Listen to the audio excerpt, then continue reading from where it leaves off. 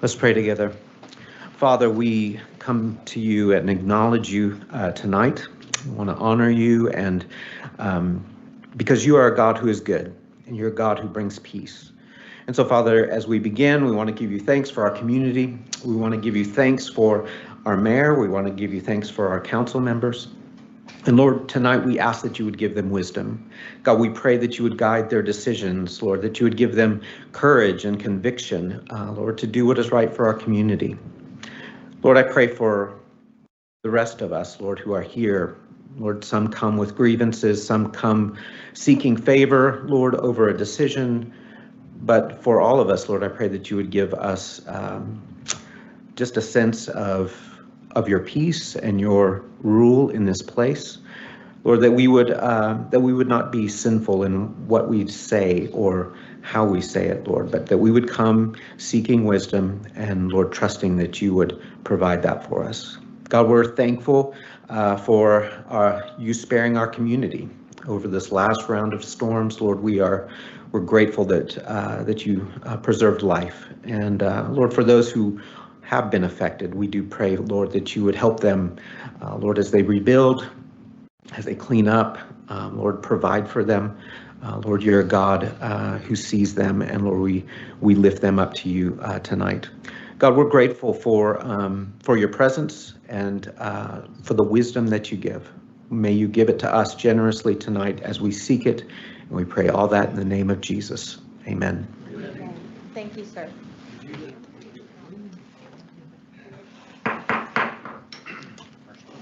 I would like to call the April 15th, 2025 City Council meeting to order. We have had our prayer. Please call roll. Mike? Here. Tim? Here. Larry? Here. Amber? It's currently not online. Okay. Daniel? Here. Misty? Here. Okay, just to let everyone know before we say the pledge, Amber is going to be jumping on here shortly, so I will let you guys know. Say the pledge. I pledge allegiance to the flag of the United States of America and to the republic for which it stands, one nation, under God, indivisible, with liberty and justice for all. Thank you. I am seeking approval of the agenda, please.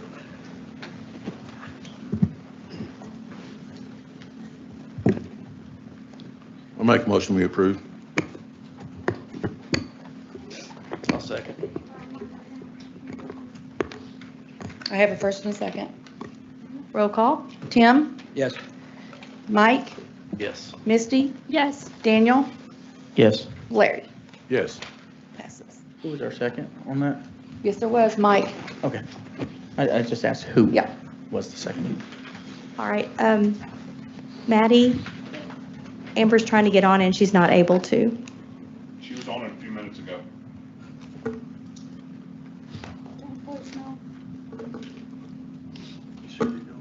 Oh, here she is. Just one moment, please. She is texting. Are you there, Amber? I'm here. Rhonda, is that good?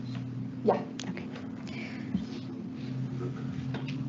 Okay, I have add item Q, a resolution to authorize the purchase of a 2023 Frontier. Larry, motion to approve the agenda, and let's see, I'm sorry, I am looking at the wrong thing, apologize. We're approving the minutes. Yes. Did we?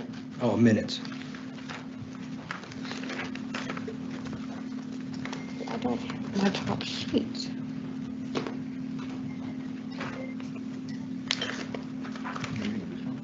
Yeah, I can get it off of Amber's.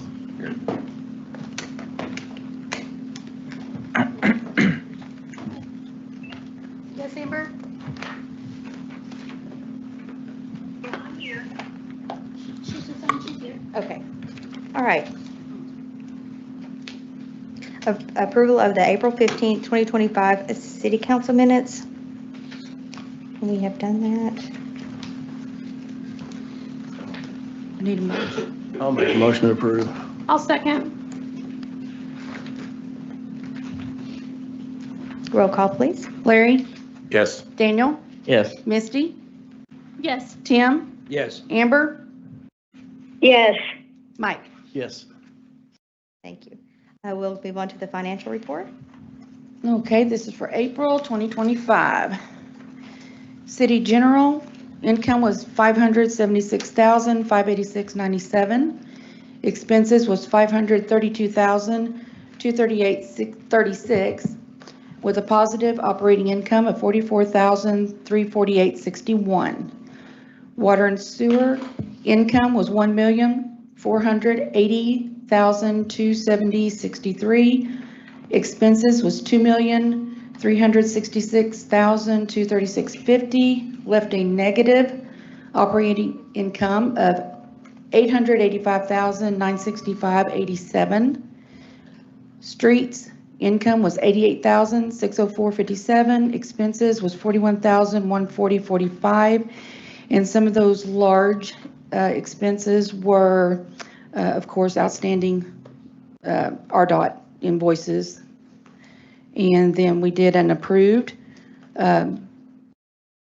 pickup that was purchased for the inspector for the community development.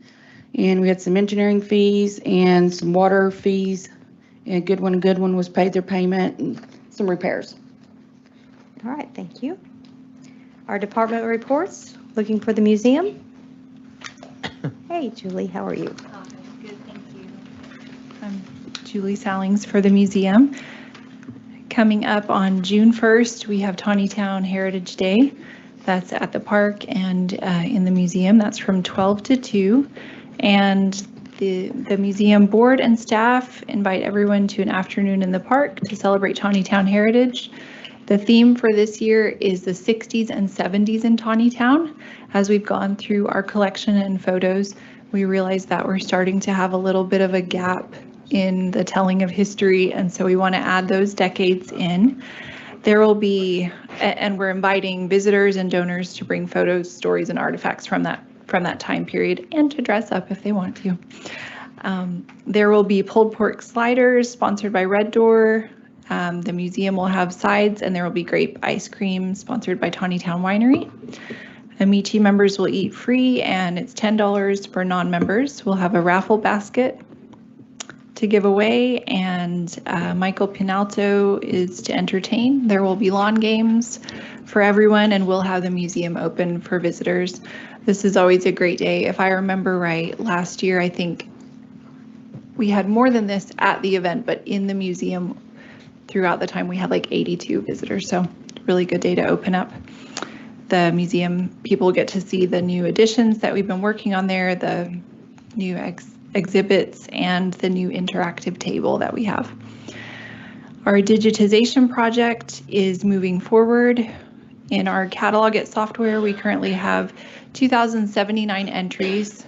So the batch importing has been going well. We hosted a student volunteer that was working on getting some of his volunteer hours for school on May 3rd, and he attached about 400 photos to entries that we had. He was a really good volunteer, very focused, and so we're happy to welcome other high school students to volunteer with some simple data entry that really helps to move this cataloging project forward even more.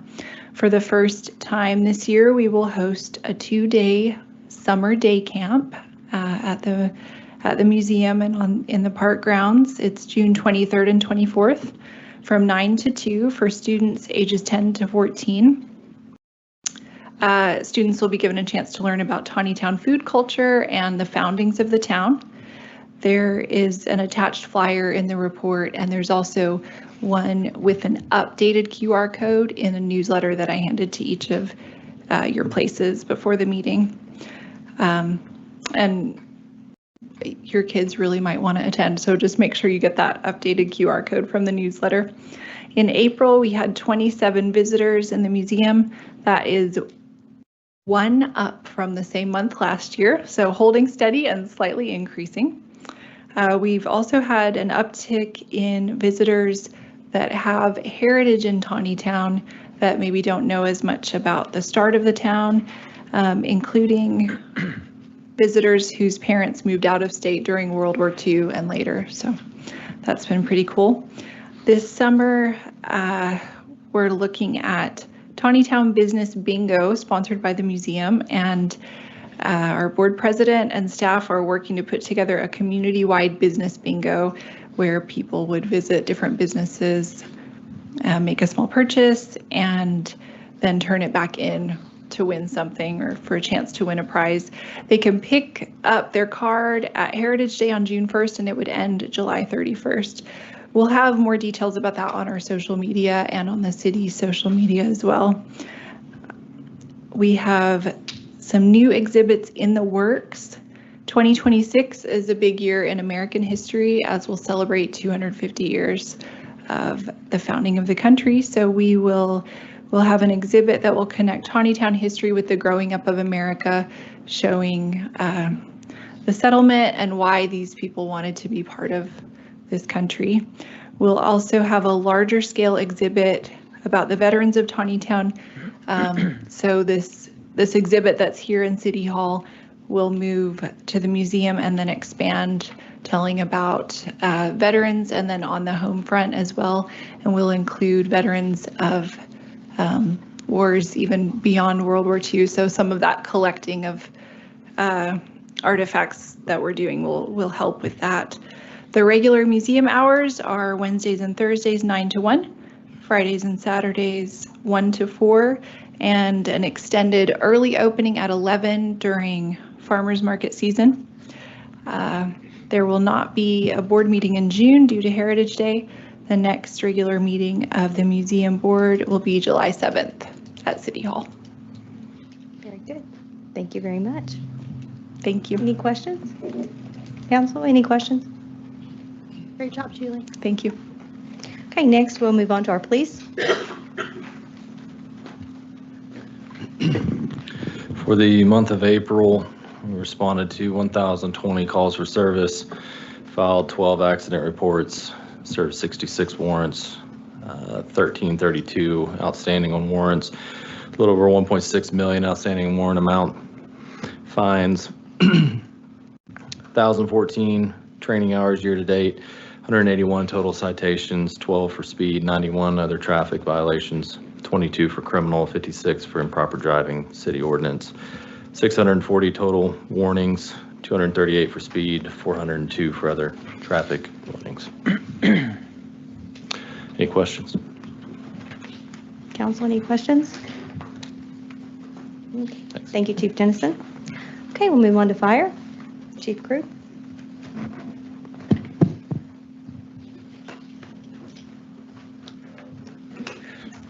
Evening, guys. So we had 47 calls for service, 17 EMS, 8 fire, 7 MVAs, 5 false alarms, 5 service calls, 2 alarms, 3 canceled en routes. 192 calls for service year to date. Last year at this time we were 164. It's an increase of 28 calls to date. Average response time is 1 minute and 20 seconds, and average on scene time is 3 minutes 44 seconds. Thank you. Any questions? Councils? Okay, we'll go on to Public Works.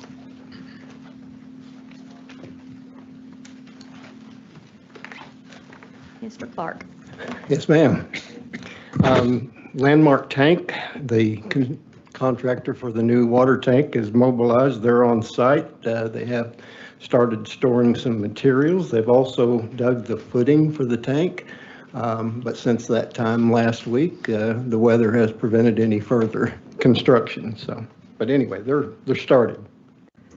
We're still waiting to hear from Congressman Womack's office.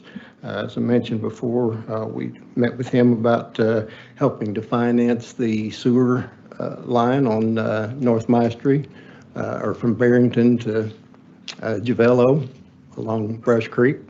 We're hoping the funding will be awarded in 2025, but if we don't receive it until 26, we should still be able to complete the project in conjunction with the Highway 112 widening. Wastewater master plan flow monitoring, if approved by council tonight, is scheduled to start tomorrow. Cassie Elliott with the Chamber Springs Water Association received a letter of determination from Chris Colclaser, who's the Director of Natural Resources Division of Arkansas Department of Agriculture, formerly ANRC. In his letter, the director approved the construction of a water distribution in the area of the Chamber Springs. He also stated after construction is completed, the Chamber Springs Water Association will be dissolved and all assets will be owned and maintained by the city of Tontitown. In the conclusion of his letter, Director Colclaser stated, based upon the findings and recommendations regarding this proposal, the water development project meets all the objectives of the Arkansas Water Plan Compliance Review. And the last item, SciCon Construction is working on the water main relocation at the intersection of East Fletcher and Piazza. They started last week, and even through the rain, they've made good progress and should be able to complete that project within the next 2 weeks. Thank you. Any questions? Just Council- one. It sounds like the Chamber Springs issue is rectified now. You would think. It's definitely in our favor. I don't guess, Mayor, you haven't heard anything since that letter came out from Washington Water? I haven't received any other information other than what we had gotten from the attorneys. Right. So that was the So, only thing that I received. They're probably still going to go forward with that. Okay, all right. Well, that sounded like a pretty good letter. Mhm. Thank you, James. Yep. Thank you all. Thank you, Mr. Clark. Building report, Mr. Latham?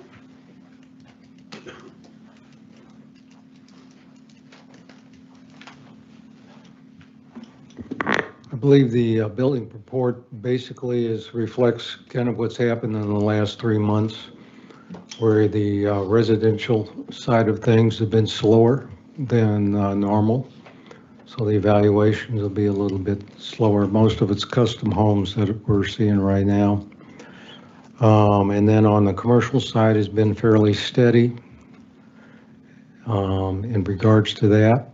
We do anticipate that the residential will start picking up since Bariloche went through its process a couple weeks ago and has been certified to open it up for development, for housing development. So should be able to try to catch up as best we have maybe by next year. Does anybody have any questions on that? No. Thank you, Mr. Latham.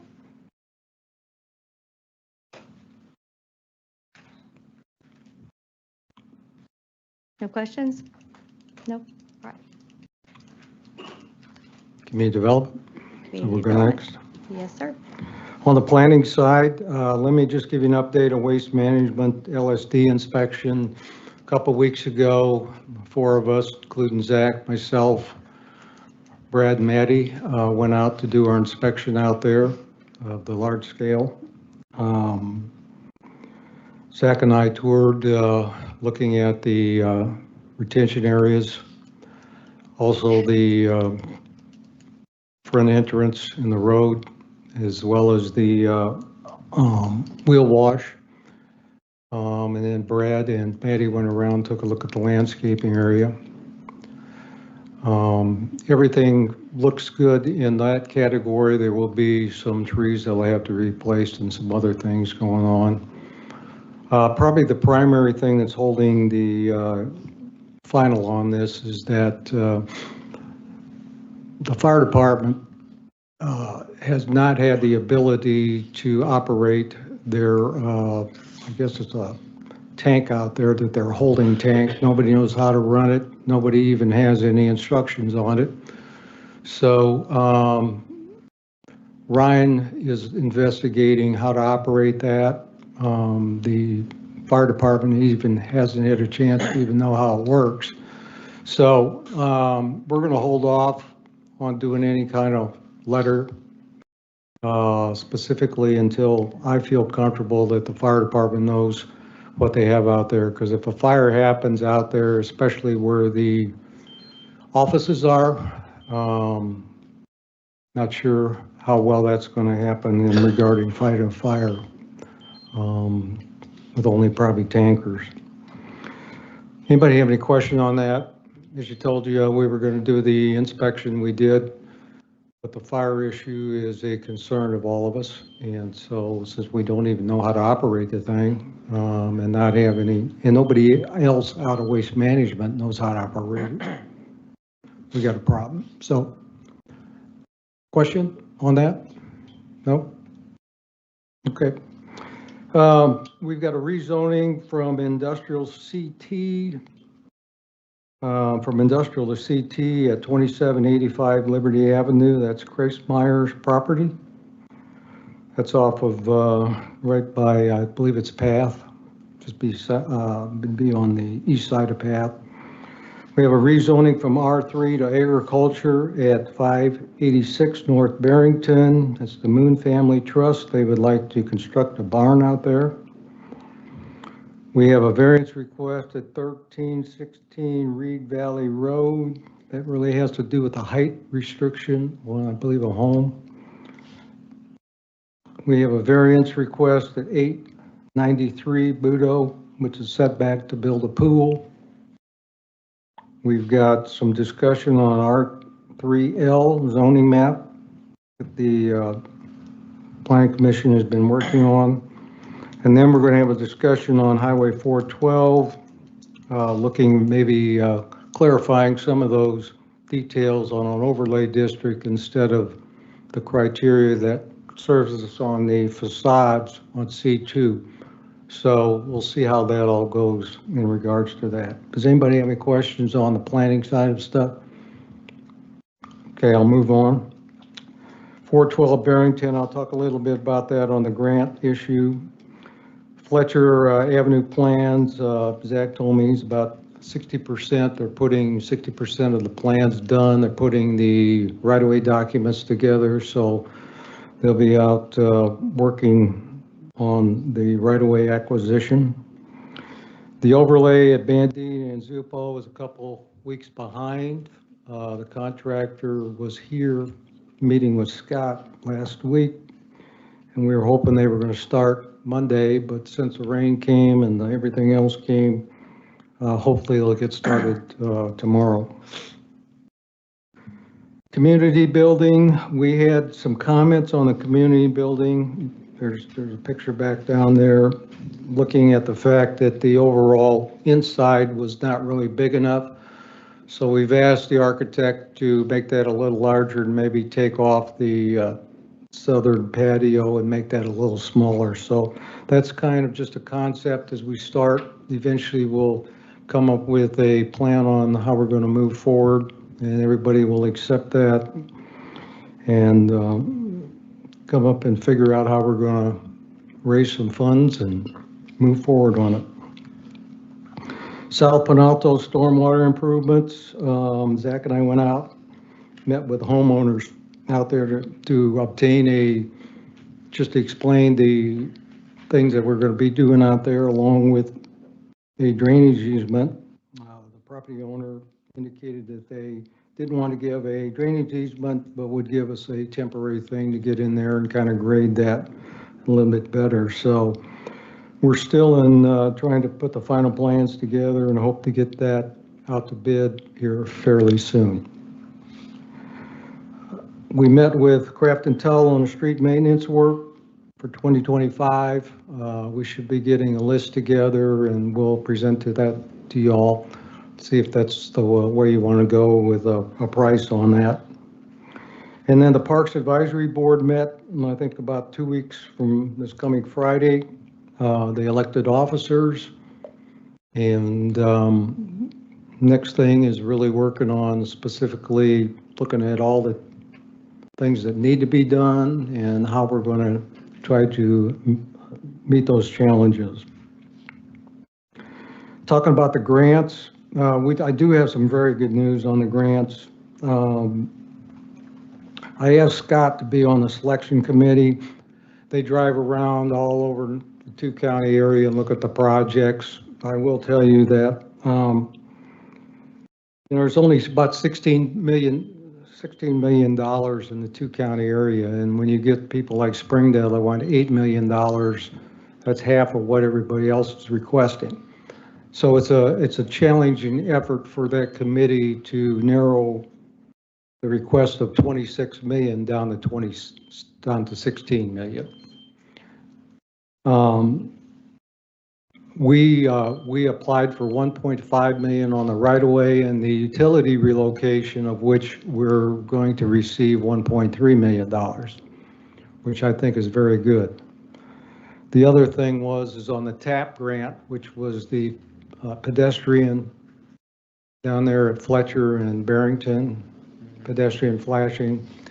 We did get the total funding of that, which was $87,000. So I think we did really well, and I appreciate Scott's effort that he did on the selection committee.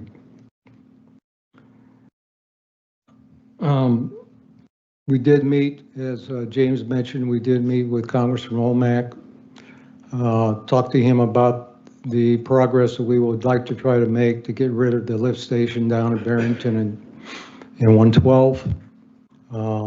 As James mentioned, there was a slot in the 2025 that he felt like he could probably get to. We've had several letters that have been sent to his office in Washington, D.C. in support of this. And we'll see what happens with how this budget, the big, beautiful bill, comes out here in the future.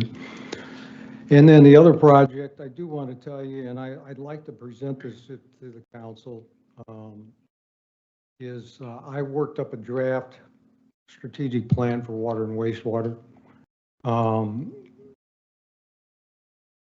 Didn't get a chance to do the quarterly reports, but let me just say this, is that we need to start from the bottom and work to the top. And there are some challenges, but we're going to get there. One of the things that we've been discussing with Waterworth, James and I have had a couple of meetings with them, is that we'd like to be able to have at least 20% of the total revenue dedicated towards our projects that are in our 10-year capital improvements plan. I'm challenging this board and I'm challenging this community, and we need to start looking at borrowing a lot of money.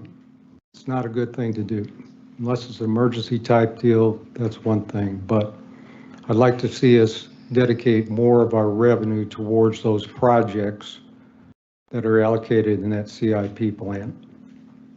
What you're seeing right now in the quarterly report, and I don't know if you guys took a look at that or not, but what we're seeing in the general fund, which is a good thing, and I've heard some negative things that the city's trying to hoard this money. The city is not trying to hoard money. We've got very specific things that money in the general fund needs to go for. We've got a lot of fire stuff that needs to be done. And last year, I mean, if you compare it to the quarterly reports of last year versus what we're doing the first quarter, we actually made about $875,000 in the black to the general. That pays almost, of course.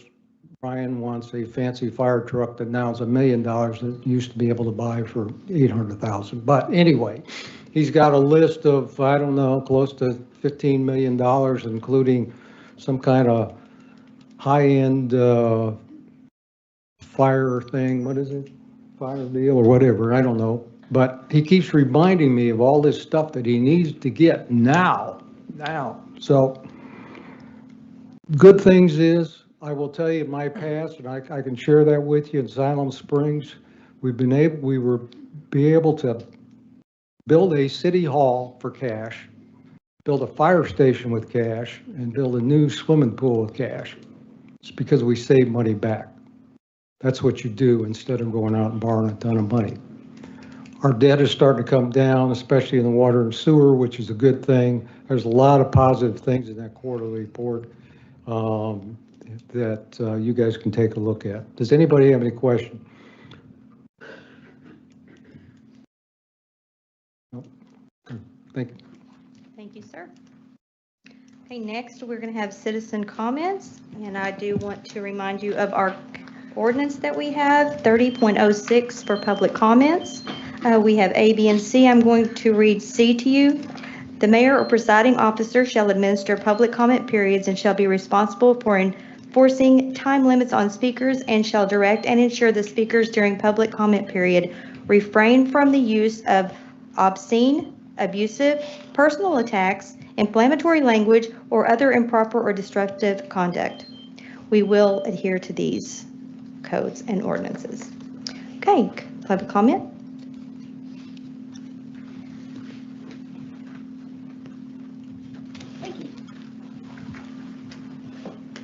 My name is Tammy Graham. I live at 1984 South Penalto Road. And I think I'll segue off what the pastor said. I come seeking wisdom. I come seeking wisdom, and I come seeking trying to understand how the sausage is made. This has to do with Zan Automotive, which is on the mayor's property. It has to do with taxes. It has to do with money. It sounds like everything has to do with money. In 2023, there were 6 invoices submitted from Zan Automotive. $502.12 were taxes, and of the 6 invoices, there were 3 that had no tax associated with them. The August invoice, Mayor Russell, you signed. So $197.87 were not paid in taxes, but they weren't charged. So all this happened in 2023.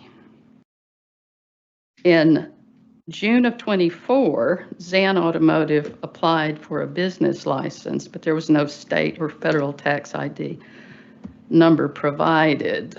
And in June of 24, a W-9, which is a federal request for a taxpayer ID, was completed. Again, no taxpayer ID was provided. And I don't understand how you can charge tax, but then you don't have any kind of way to identify yourself in order to pay the tax. So of the 6 invoices, 3 were charged tax. It's $502.12. Where is that $502.12?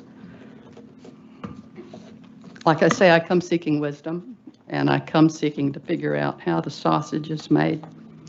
Ms. Graham, I'm not allowed to speak from here, but I will be more than happy to explain to you that at a different time. That's what our code says. That's fine. I'm just here to share information. Did I say anything that was inappropriate or offensive? No, ma'am. Our ordinance, what our ordinance says is that if anyone wants to meet later to get the answers, that we will be glad to do that, but we can't do it from the bench. Oh, I'm not asking. I'm just here listening and trying to understand how this city government works. Yes, ma'am. And the more I dig, the more I need to understand. Thank you. Okay, anyone else?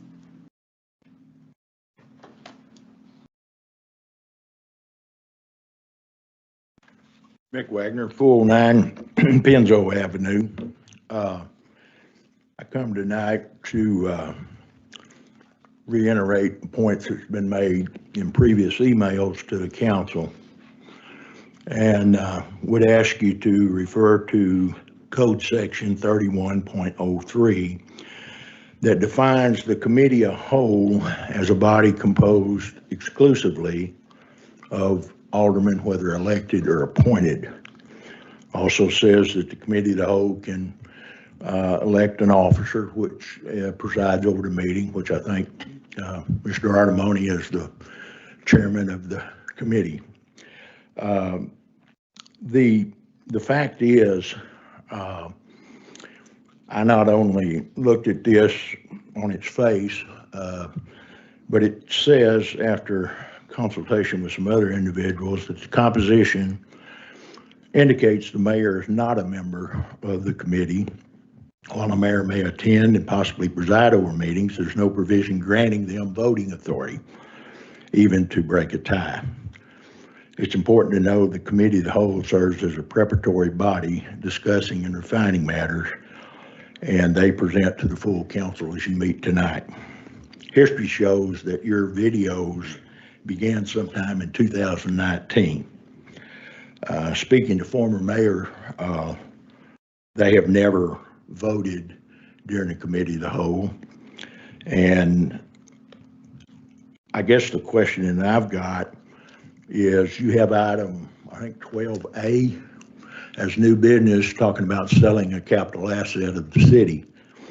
Now, the real question behind that is the city has made a practice, I'm not sure if it's written or not, that the packets are put up on Friday prior to this meeting. Friday, although the agenda, I had that item on it, the supporting documents did not. Matter of fact, they started, I think at 12:02 or whatever. I confirmed that again as late as yesterday around noon. So again, it seems like the attempt the city has is to make fully aware of the things to be discussed and maybe some information.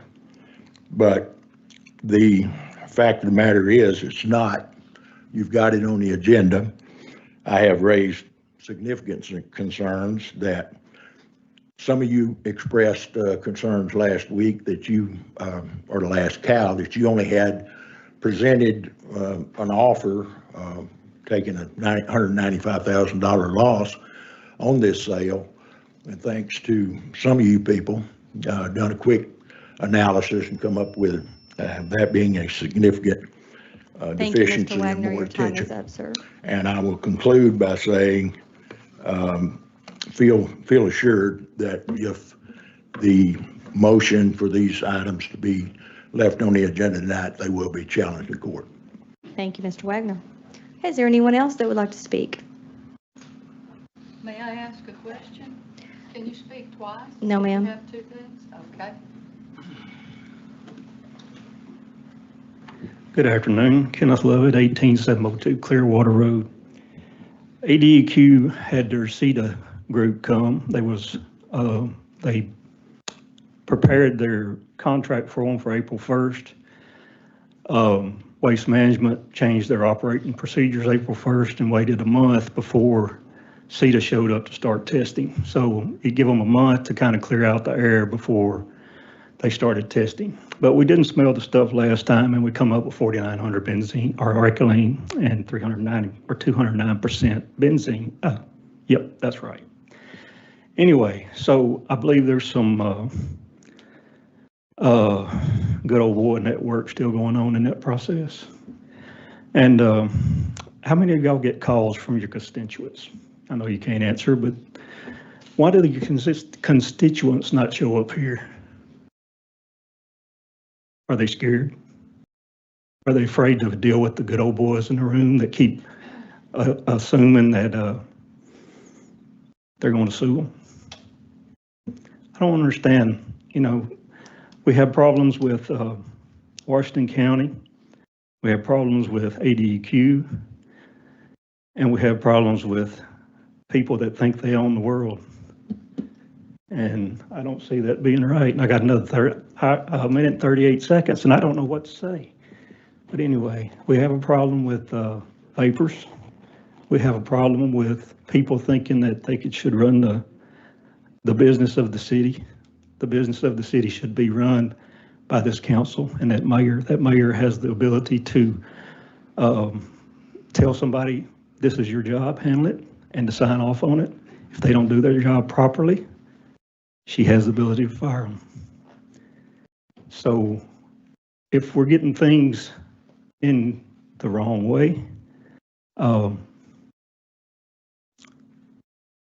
why do we keep having these problems? You know, if it's your job to do something, make it happen. If the fire department is a class 4, however, whatever thing it is, and it needs to be a class 3 to help our insurance, why is it not? We've provided them the best fire department in the state, just about it. Top-notch equipment.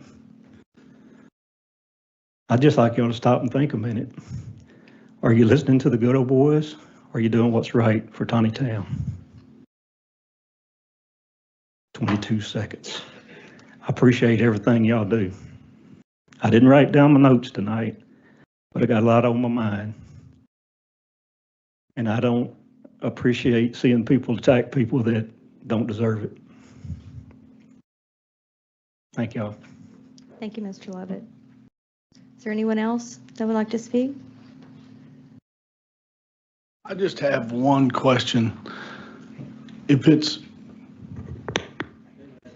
Name and Mike Zippo, 900 South Penalto, is it comments from citizens or comments from the area? It's comments from citizens anywhere. Anywhere. So it is citizens anywhere. Yes, and if that is that's what I understand. Is that correct? Yes. Okay. Okay, Yes. I was just curious. It didn't used to be that way, and I was just curious. I had somebody, I was just curious. Yes, sir. Thank you. Do we have anyone online, Maddie? No, ma'am. Thank you. Is there anyone else in the room? No. Moving on. Seek approval by the city council members to waive the 3 reading rule for all ordinances on the agenda.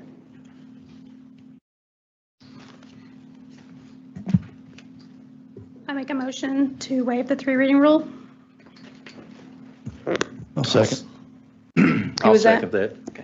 Roll call, please. Amber? Yes. Daniel? Yes. Tim? Yes. Mike? Yes. Larry? Yes. Misty? Yes. Okay, old business, there is none. We'll go to new business. 12A, an approval of the sale of city-owned property at 581 North Barrington. Mr. Latham?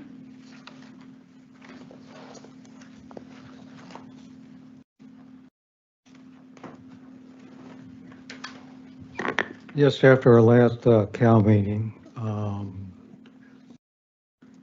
we got together with Amalfi after the discussion that we were having and felt like that of the investment the city had made at the time, maybe needs to take a different look at what they were going to offer specifically. So hopefully you have a letter of intent.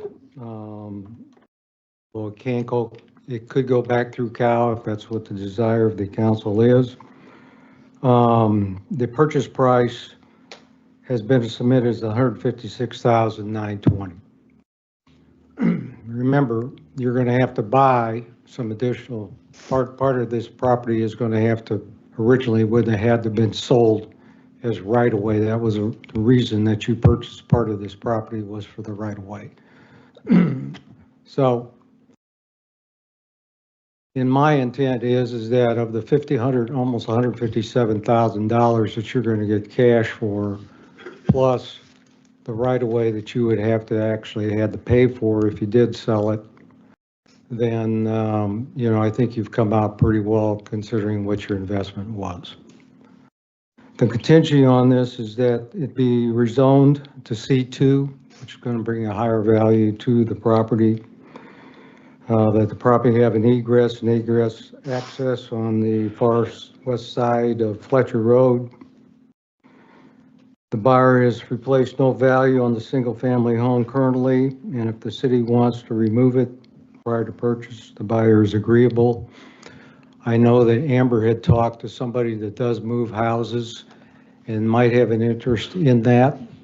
That's something you want to do, and it can be moved. It's not on a slab, so it could be moved. And then the closings within 5 business days after contingencies have been met.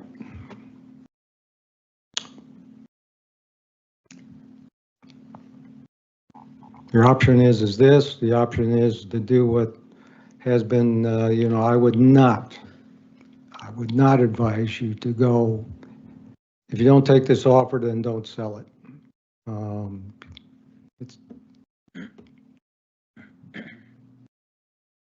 That's just my opinion. But any questions on what we got in front of y'all? Council, anyone? No have any public comment? Oh, I'm sorry. Anybody that wants to speak on this subject may get up and speak.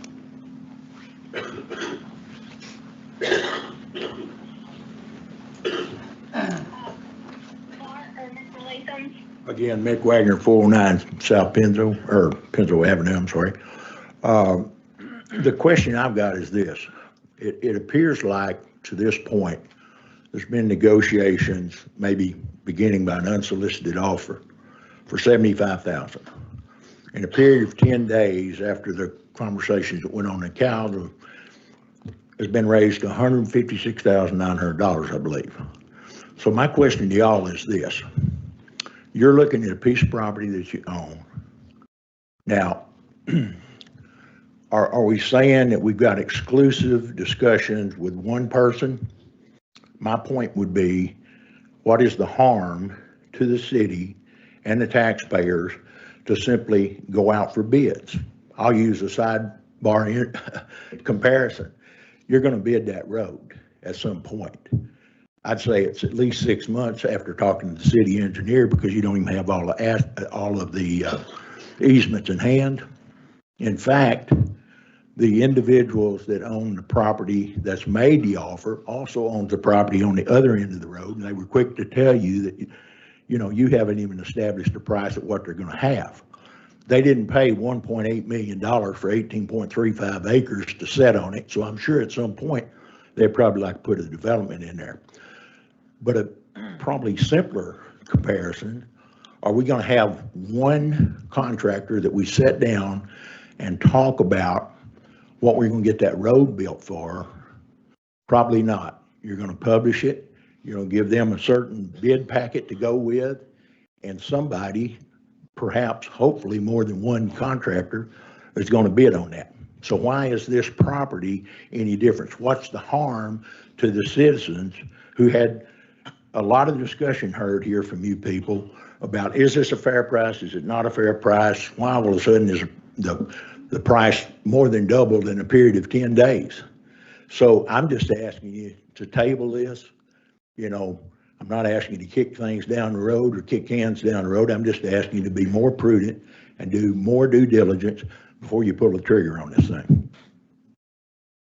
Okay, is there any other citizens that wants to speak on this? Mike Zippo, 900 South Monalto. To my knowledge, there's no property in Tontitown that's devalued. And it appears to me that my tax dollars and everybody else's that bought this property, and at the time was a rush deal. I never did really understand that. But now it seems like a rush deal to sell it at a loss. I mean, we're always looking, every time I turn around, they're wanting to build something. We're wanting to turn the old fire station into a community building. Hey, everybody's got an opinion on whether that's a good deal or a bad deal. But one thing that the dear Lord doesn't make anymore is land. So before the city jumps into selling something, let's make sure we don't need it for something else right across from Jim Rollins School. It's right across from cemetery, the school. There may be a use for that. I don't know for sure, but I sure don't think it's a rush deal. Thank you. Thank you, sir. Anyone else? Yep. Tammy Graham, 1984 South Penalto. Miss Artemani, did you say when you were given the financial report that there was a deficit last month? Last month? Well, did you say there was a deficit? Excuse me, Ms. Graham, for you can only ask questions about what's on what we're speaking of. You can't ask questions except for what we're speaking on. I understand, and I'm getting to it. Oh, Here's yes, my ma'am. point.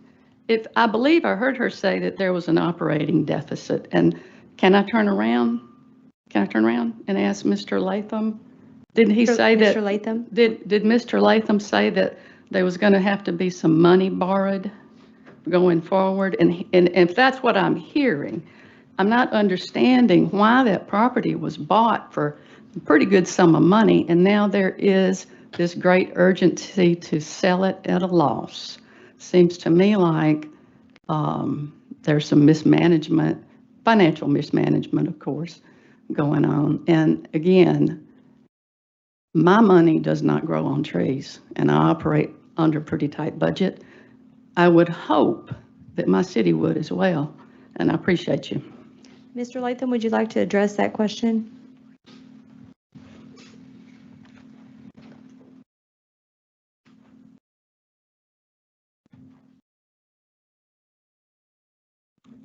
I don't believe I made a comment about the city being in debt, so I don't know.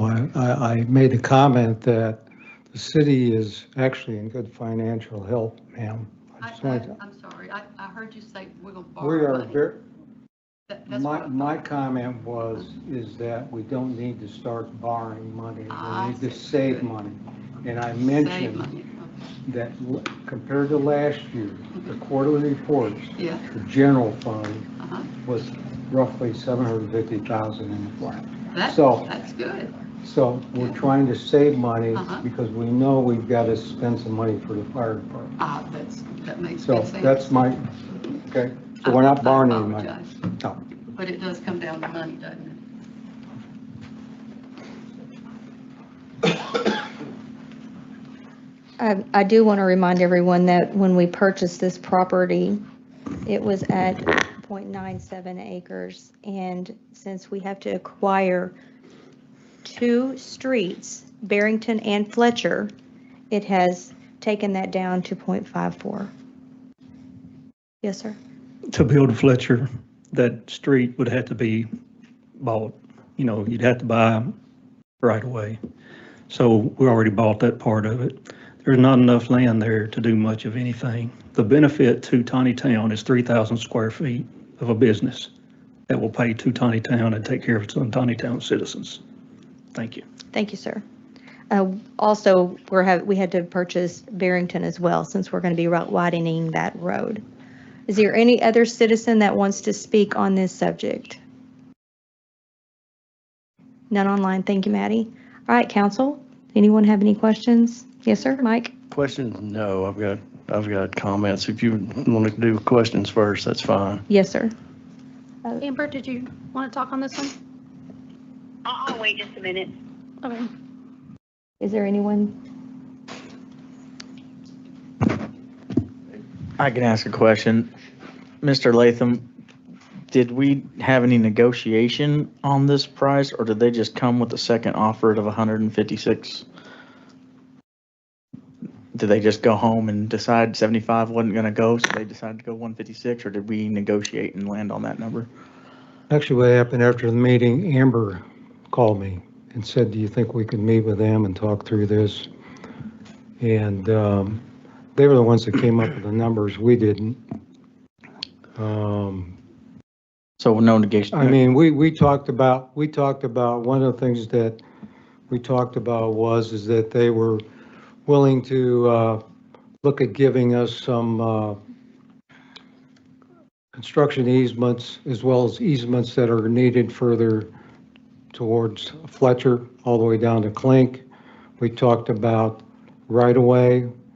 So there was a lot of discussion. A lot of that's really going to come through as we start looking at the development of that. But I thought there was a very positive thing about this. I think it's a win-win situation. Mr. Wagner says that, going out for things, what happens if you come in and somebody bids on it for 75,000? Are you going to take it? Mm-hmm. If you open it up, what are you going to do? Well, looking at the appraisal and the acquisition of right-of-ways being at 133, I came up with a number around $172,000 as what we've got left over in that. I like 156 better than 75, but I think we're still off the mark, and I think we ought to reconsider, countering back. It sounds like we haven't countered anything back, so it just sounds like we went from 75 to 156, and somehow this is actually in front of us at the city council rather than the COW. That was discussed. Like I said, we can take it back through the COW if that's something you want to do. But I think I just want to point out that I think we're still a little low, and it's definitely leaving an impression on us that they went after that meeting when we kind of just hashed up 75,000. They went home and thought about it and came back with almost 160, which is a little over doubling that price. So I need some direction from this council what you want to do. Thank you, sir. Okay. It feels. Hey, I know there's. I think I have I don't know point if of there's order. a delay or if I'd ask for point of order. interrupting. Yes. There's kind of a delay. Yeah, there's definitely a point of order, and I've got my time to speak, right? We can go back to the rules and look at my time to speak. So I'd like my time. So Sorry, now I'm getting a little razzled on that. Let me get my bearings together now.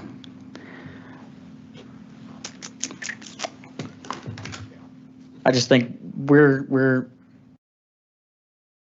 not there. I feel like they've gotten us to where they came to us with a $75,000 offer. We're looking at 156 now. We haven't rebutted anything. They've just come back to us.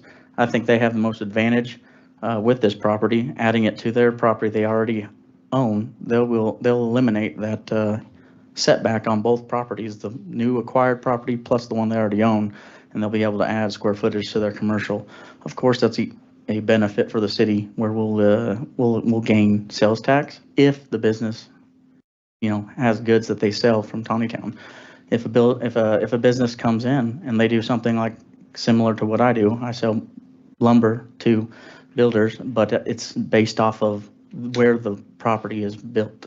So if I build in Elkins, then Elkins gets the sales tax from that. If I build in Springdale, they get the sales tax from that. If I build in Tontitown, yeah, then Tontitown will get it. But if I rent an office out of there and I run I have a computer there and an assistant in there and they just work out of there doing paperwork, there's no sales tax out of that. So there's a possibility of sales tax revenue coming to the city of Tontitown, but so they're the ones that get the only benefit from purchasing this property from us. Yeah, we've got the right of way now, but I think the difference is 172, not 156. And I'll yield the floor. Amber, did you want to speak? Yes, I apologize, Danny. There's a delay, and I wasn't sure if I was interrupting. I apologize. So just to bring a little clarity, yes, I did ask to speak with them. I thought there could be some negotiating. And so just to bring a little bit of clarity, that is 0.98 acres, which is 42,688 square feet. And if you divide that by $270,000, you get $6.32 a square foot after our take of the right-of-ways, which we were going to have to purchase anyway. You have 24,829 square feet left, times $6 and that 32 cents brings the total to 156,920. That's where that came from. That's bringing it down per square foot. You have so little room left. That house is now non-conforming. Whether we bought it then, if we would have waited, we would have had to pay more for it because it's worth more now.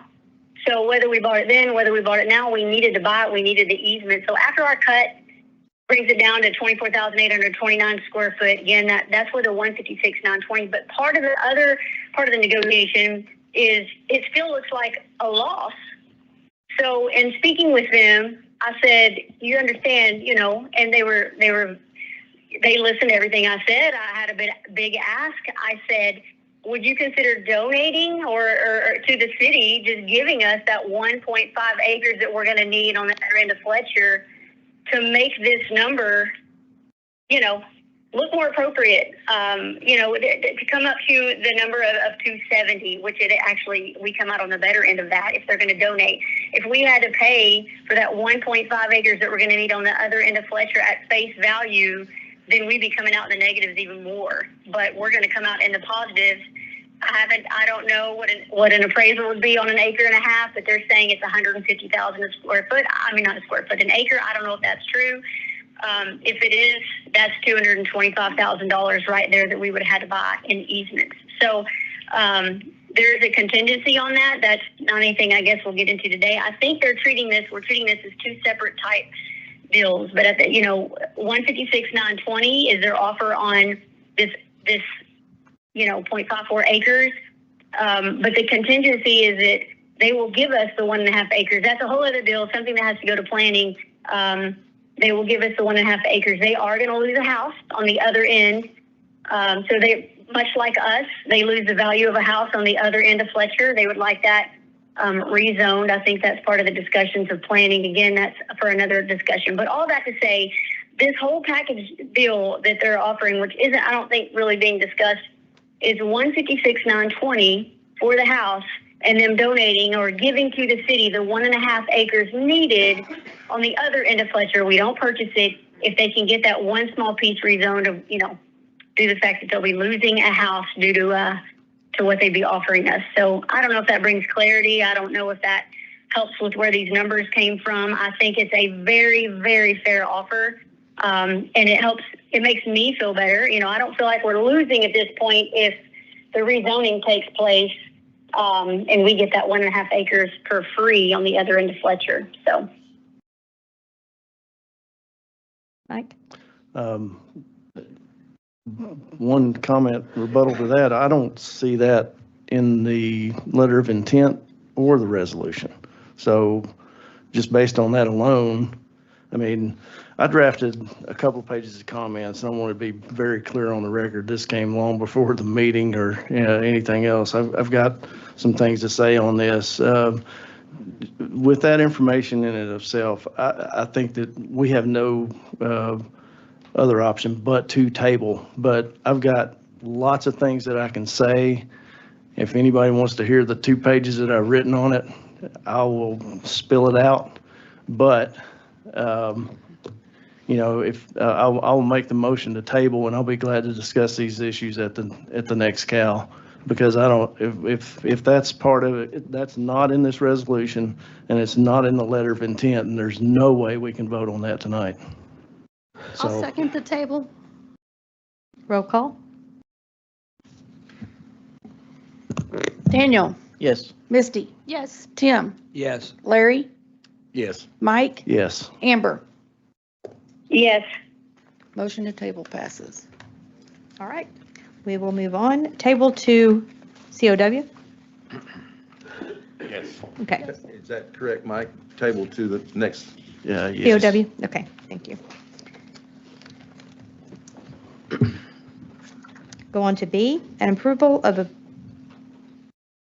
a proposal and contract from the architectural firm for the construction of the police department. Chief Jennison.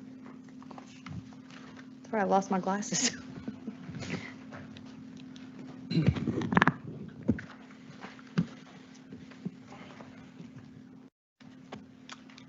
I know we had a change that was discussed with Mr. Eichmann that was made to it. Any other changes or comments to it?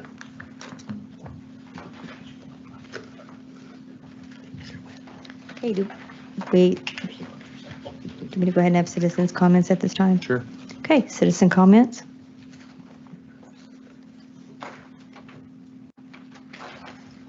Seeing none, council?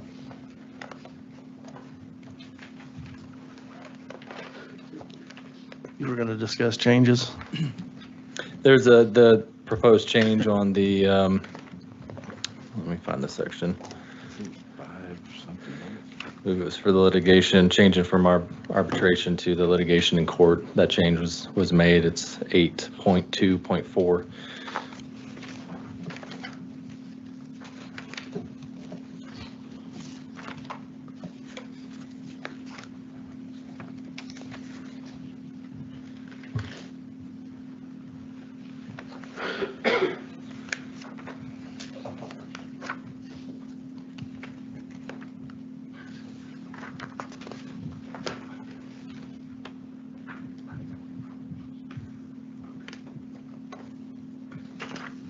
I don't have any further questions for you, Chief. Thank you. I think you articulated what I needed to know at the Cal last meeting, so I appreciate it. The only thing else I'd add to it is I know there's discussion, and it's for the purchase policy manual changes that are in discussions now about any change orders that we have through this will come before you. It's not in this, but that's going to be at the handbook, or however that finishes up, I believe, in the discussions that are ongoing. So just side note, if there are any change orders or anything of that nature on this project, then that will come before you on the approval prior to. Thank you. Hey, anyone else?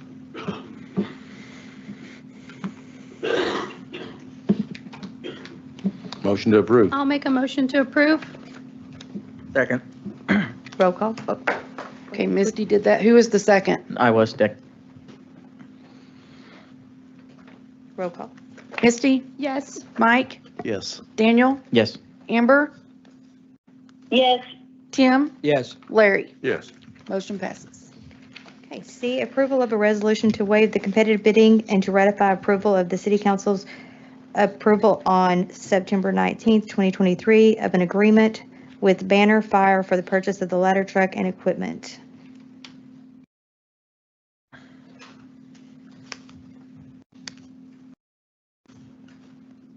Do we have any comments from citizens? Council? This seems pretty straightforward. I'd like to make a motion to approve. Second. Roll call, please. Mike, Yes. Tim, Yes. Larry, Yes. Amber, Yes. Daniel, Yes. Misty. Yes. Motion passes.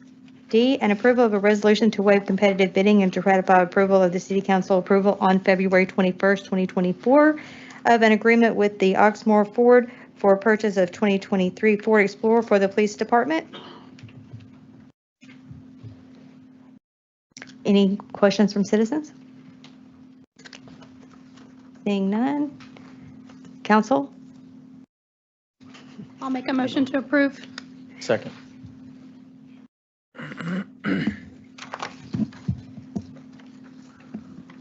Roll call. Tim, Yes. Amber, Yes. Mike, Yes. Misty, Yes. Daniel, Yes. Larry. Yes. Motion passes. Okay, we'll move on to E, an approval of a resolution to continue with sections 1, 4, and 5 of PRISM contract to continue with the Heritage District. Any questions from citizens?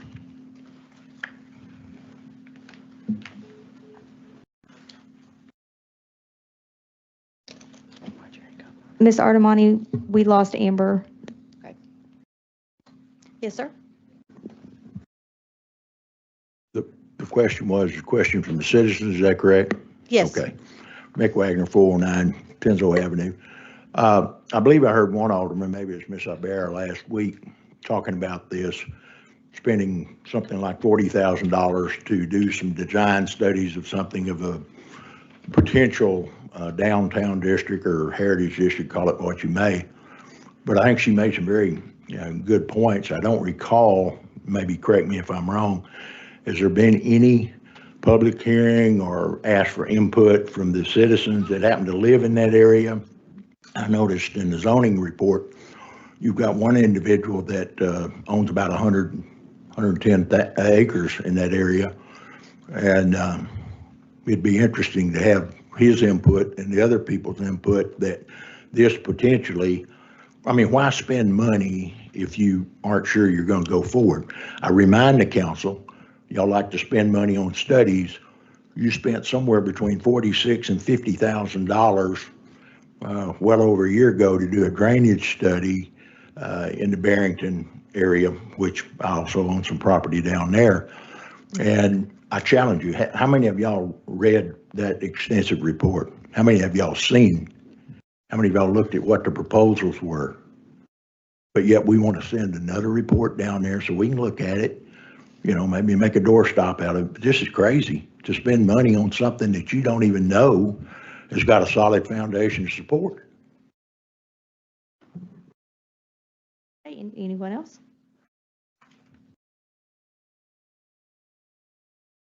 Maddie, was there someone online? I saw you raise your hand. Okay, council? Would you like to address some of those issues? Sure. Yeah, I'm not necessarily a member of the community, so I want to be sure to give everyone their space. Jenny Burbage, landscape architect with Prism Design Studio. So I did want to, reemphasize our last meeting. I think it was very fruitful and helpful, and it was intentional when we wrote the contract that we could take it slice by slice because it is a larger contract. And the first step, speaking to the gentleman's point before us, is all 90% in public engagement. And so that is the intent. Under discovery, I think it's item 3 and 4. I'd like to just read those real quickly. So let's see, provide the comprehensive master plan document summarizing the following items for Tontitown Heritage Village. And item 3 is landowners, exploration and identification, number and acreage, engage the interest in future collaboration. And then site identification, confirm the most appropriate site location and selection based on the above mentioned criteria. So I think we want to record like those conversations with the public. I think that's the intent of this, is that we're documenting everything that's happened prior to this contract. And so I think public comment is engaged, property ownership comments are engaged, and that way this can morph and change site locations if it needs to. So I think that's the intent, is that everything is documented. Thank you. Ms. Burbidge? Yeah. And who is documenting that, and where do we get access to that? Yeah, so it'll be a public document. So we're the consultants, so we would have all those public meetings, and we provide agendas beforehand and meeting minutes afterwards. And then there's a summary document that would follow pretty much the outline of the contract hitting each of these items. Thank you. Yeah. Anyone else? I do have questions. Yes, but, sir. If you got some, go ahead. Go ahead. All right. So we're looking at approving $32,000 for, it's kind of hard to read the attachment. Page 2, the attachment says master planning at $32,000, and then it breaks it down into discovery, visioning, plan refinement, and those all have a different monetary value. And those add up to the $32,000? That's correct. But when we spoke about this and I think that's what we're voting on, and I want to make sure that we're voting on what I believe we're voting on, we're only taking the first section of that 32,000, and then we're taking item 4 and 5. So I think because we're basically not going to do 2 and 3, because 2 would basically be based off of the recommendation. So it's all of section 1. So the whole A through 32,000. E. Okay. Correct. Yeah. And then item 4 and 5, where are those $7,500 and $5,000? Yeah. So item 4. Those are not in that. It's on page 4. I've got a hard copy too, if that's helpful. Because, looking at that, I'm seeing A, B, and C, and then I'm seeing we're voting on item 4, 1, 4, and 5. So I'm trying, and then the money, let me see, I'm scrolling through this. Okay, yeah, I see the monetary. My question becomes, in the meetings, in the estimated hourly amount of $7,500, and then 5, the reimbursables, the estimated amount is $5,000. If we're going to take a percentage amount in the lump sum of the $32,000, would it not be? Should we take a percentage of that $7,500 and that $5,000 instead of the full amount? We can do that. And I would say both of those are hourly versus lump sum. So we would only bill as expended. So it's similar to what you're saying. If we're only doing a portion of the work, we're not going to eat yeah. the whole 75 up. We're not going to eat the whole 5,000 Correct. up. So yeah, those are Gotcha. itemized out when we submit for an invoice. Okay. You'll see any reimbursables and time spent.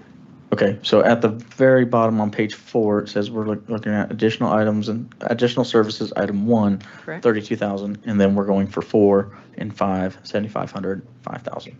Correct. Okay.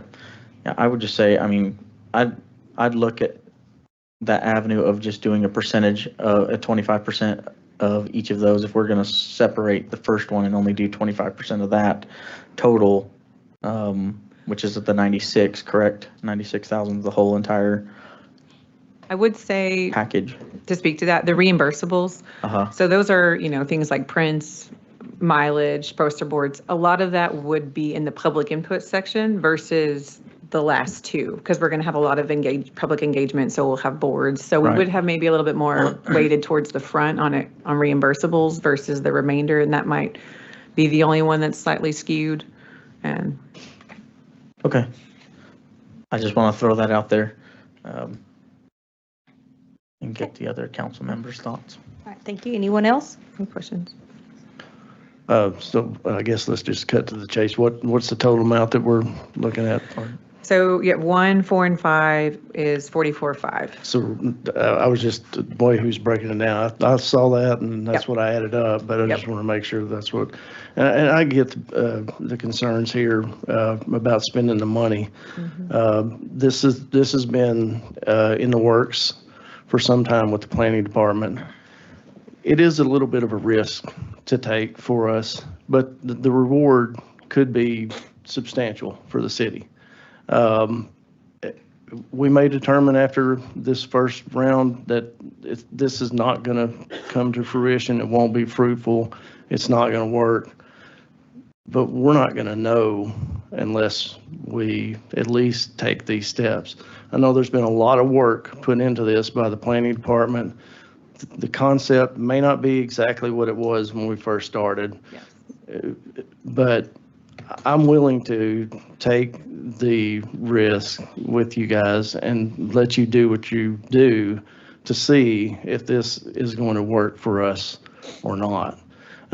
Because like I said, it's real estate's speculative. We all know that. It's risk reward all the time. I get it. We're risking $44,000. It is somewhat of a risk, but it's a risk that I'm willing to take. So that's what I've got to say. Is there anyone else would like to speak? I think, may I? Mr. Burris? I think I understand the idea. In fact, I know I understand the idea. I hate spending money on anything. I think you know that about me. I'm not crazy about spending money on this. No offense. I appreciate it. I understand what we're doing. I understand why we're doing it. I get all of that. But to the gentleman's point earlier, despite the fact that lots of work has been done from the city standpoint, when I first heard publicly what the Heritage District was going to look like with the apartments and all that, it was very different from what I had originally heard. And the citizens of the city hadn't heard any of that yet. So yeah, I'd love to hear what citizens have to say about it. And I think we can do that for less than $44,000. Now, not if we utilize you, I get that, but we can call meetings and we can ask, and maybe people show up and maybe they don't show up. I don't know. So I'm not necessarily opposed to spending the money to try to figure out certain things, if that's something we're going to do. But it may be a little bit of putting the cart before the horse. It's my thought. Okay, anyone else? So I would like to point out, I focused on the public input section in order to respond to public comment, but it's also recording infrastructure, the drainage studies that have been done, where does stormwater originally need to go, and it's really looking for the future of Tontitown related to roadway networks, bike circulation, trail network circulation. So we're documenting all of these maps, overlaying them to solicit feedback of where does the community want certain things as well, not just related to the heritage districts in itself, but how can that tie into your greater network? And then also the plan refinement, which I think is kind of that key piece of the public input, then morphing what was previously created. And so I hope we can create that imagination in the community of what it could be in the future. And again, I think the important part is to document it, because everything that's been done up to this point, conversations that have been had with landowners or otherwise, probably hasn't just been put in a formal report and document. And I think that's the intent. So I'm so sorry, may I? Go ahead. Well, what I was going to say is I've been watching a lot of the videos and some of the things that Northwest Arkansas Planning has been providing. And if we do not have something structured and in place, I've seen what it has done to some of other cities if you do not have a plan. So I'm hoping that we can get a plan and move forward, because we don't want Tontitown, we want it to look the best that it can be. If you have this kind of picture painted when developers come to you, you're providing them a guidebook. Centerton is going through the same thing. Right. They have people ready to develop, and they've had people ready to develop. They just didn't know what they wanted. Yeah, I understand it. I even agree with it. We're either going to plan, or we're going to fail to plan, right? One of the other things is going to happen. So I think one of the biggest issues that we have as a city up to now, we call it the last 120, 30 years, whatever you want to say, is that we haven't done a lot of planning. We've been trying to put some things together. So I agree. I understand that. I appreciate that. So is the thing that you're telling me, is the thing that you're telling us, that PRISM uniquely has the ability, the expertise to bring this all together. And I understand, I'm asking you a question that of course you'll want to say yes to, in a way that we can't go gather all that information on our own. and our own people piece that together. I guess I know that that's the answer, but how?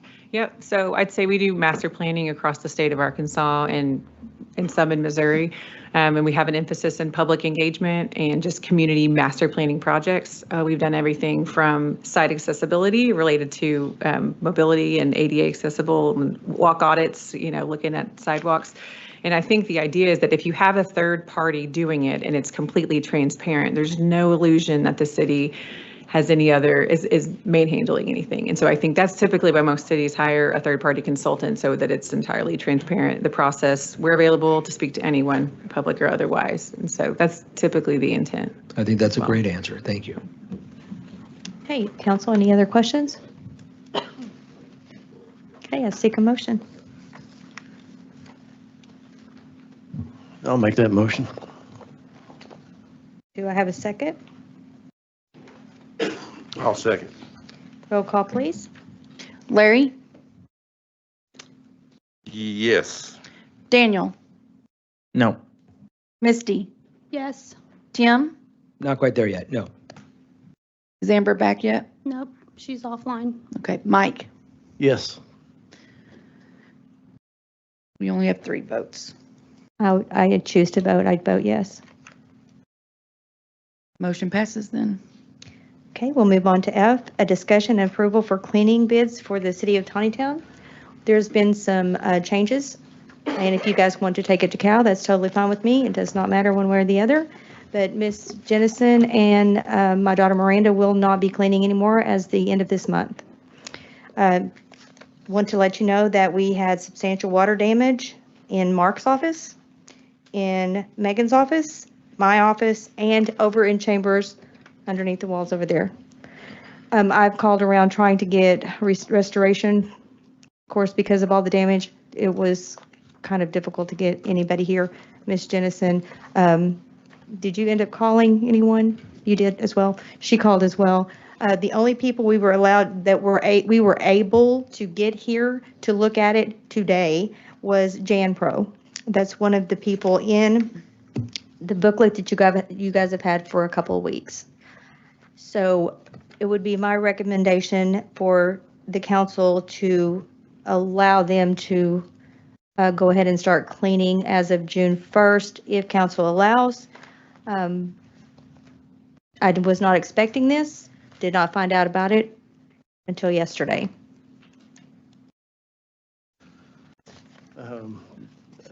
But if you want to take it back to, the Cal, that's totally fine with me. We will not have anyone, Well, I'd feel better. Is there any way you can do, like, say, hey, we can have you for the whatever you want to do, next two, does not matter. and we can discuss this further at the Cal and maybe get that third person that was supposed to submitted a bid, because I came here fully expecting to see an ordinance that was going to allow Ms. Jennison to continue her services. Found out that that could not happen.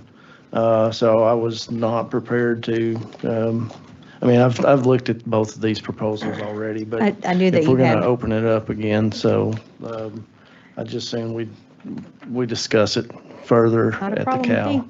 And if we have to vote after, but if we could have another person, that third person submit their input, and, maybe having a representative here to, might help sway our decisions too. I don't know. Whatever you guys think. I agree with Mike. We need more time because these are both double what we were paying. So we got a lot to think about, and it would definitely be helpful to have a third. Anyone else? I didn't ask citizens. Yeah. Is there any citizen that would like to speak on this? No? Mrs. Piazza, how much were we paying with the folks that we found passed out in the other room? How much did we pay them a month? Something, right? It was exactly the same thing as Ms. Jennison and Ms. Guerrero was Okay, making. all right. Exactly the same. And that is? $620 $620 per month. per month, $620 per month. Okay. They were each getting $310 a month. Right. They were each coming in 2 days a week. And that's exactly the cost that I think Janny Pro had for us? No, sir. it is the same amount, Yeah. but it's not the same amount of work. They're only going to be coming in 2 days a week, whereas before we had Miranda and Luann coming in 2 days each, which was 4 days a week. Oh, okay. I thought they were coming in together. Oh, no. Okay. Each was coming in 2 different days, and we had trash picked up 4 days a week, and we Okay. had, yes, sir. Super. Okay. Well, I've got a couple of things. Number one, I'm with Mike. I didn't realize that Ms. Jennison and Ms. Guerrero were no longer part of it. I think that's good, actually. I think Miranda's great. I think Luann is fantastic. I think they're wonderful people. But I think not only do we have to avoid corruption, we have to avoid the appearance of corruption. And so to hire the mayor's daughter and the police chief's mother, it just doesn't look super great.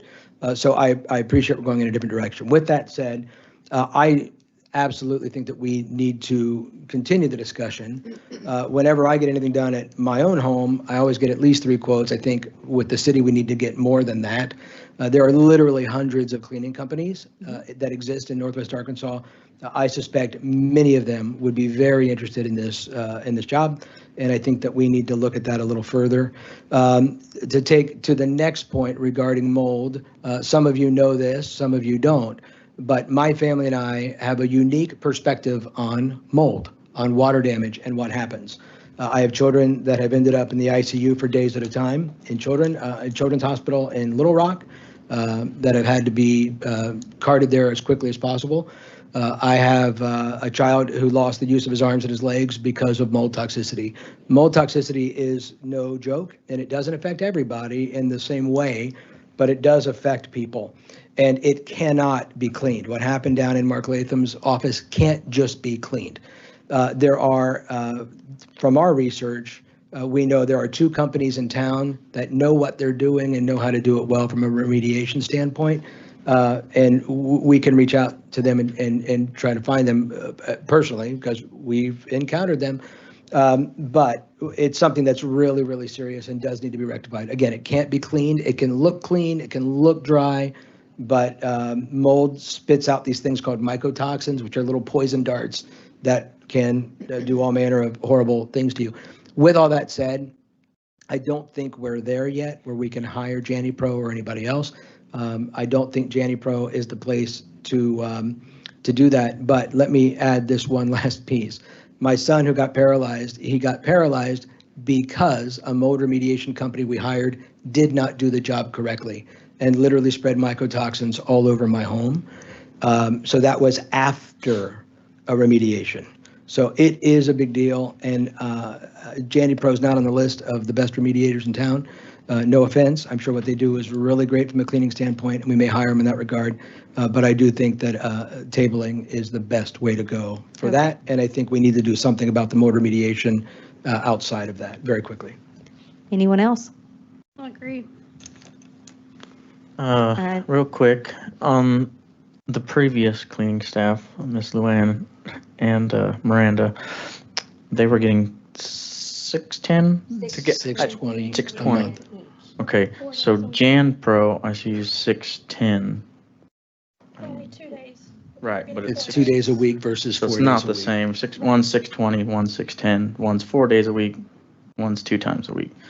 And then Vanguard, so we never got a formal bid from the existing cleaning staff, and we don't have a third one at all, right? Yeah, and I think part of what's baked into that cost, I mean, you're right, it is double the price and things do double or things do go up in value, is they are licensed, they're bonded, they're insured. I mean, there are other things that need to be a part of that. But I do think that if we open it up to others to communicate the fact that we're looking for cleaning staff, we may be pleasantly surprised at what we find. And, in your discussion, Mr. Burris, you had mentioned that JanPro wasn't high on the mold remediation process. Did you look into Vanguard any? And find any Not even, well, I mean, not in a while, but there are 2 companies in town that do the remediation process correctly according to the IICRC guidelines, which is the regulating body. So Okay, if we want to take this discussion to the CAL, we can take it to the CAL, but right now we didn't need to Agreed. decide You what we gonna table want that, to Mike? do. I'll make a motion to table it. Second. Roll call? Daniel, Yes. Tim, Yes. Mike, Yes. Larry, Yes. Misty. Yes. All right, moving on. An approval of excuse me, council, on G.